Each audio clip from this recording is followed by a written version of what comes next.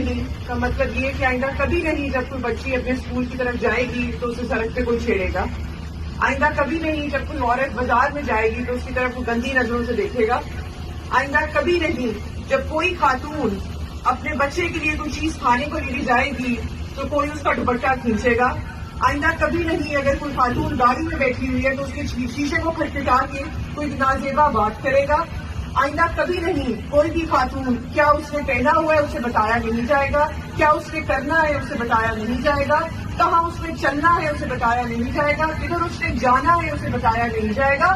ہم نے یہ بہت برداشت کیا. ہمارے پاکستان میں ایک پروگریسو سوچ جو ہے جو ایگزسٹ کرتی ہے اس کو ہم لوگوں نے گرو کروا. سوال ہماری سوسائٹی پہ یہ اٹھتا ہے کہ وہ شاپ کیپرز, وہ کسٹمرز, وہ لوگ جو اس 4 اور 5 منٹ کی واک کے فاصلے میں تھے وہ اس عورت کو بچانے کیوں نہیں گئے؟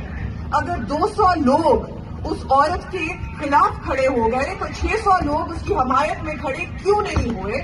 یہ ایک کلیکٹیو کوشچن ہے ہماری سوسائٹی کی کانشیسنیس میں.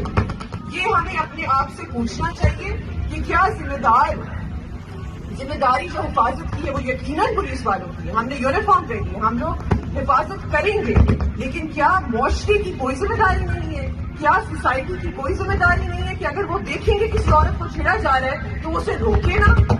وہ خاتون 20 منٹ کے برداشت کرتی رہی. لوگوں کو پتا تھا یہ ہو رہا ہے, بازار کے اندر دکانیں کھلی تھی, لوگ چیزیں خرید رہے تھے, جا رہے تھے, اپنی بچیوں کی عزت کی حفاظت کر رہے تھے, تو کسی نے اس کی عزت کی حفاظت کیوں نہیں کی؟ یہ سوال ہے اور اس لیے اجتماع ضروری تھی. بہت بہت شکریہ. آج سے پاکستان میں نیور اگین کا نعرہ گونجے گا. آج سے پاکستان میں کسی بھی بچی کو اس طرح کی سچویشن سامنا ہم نہیں کرنے دیں.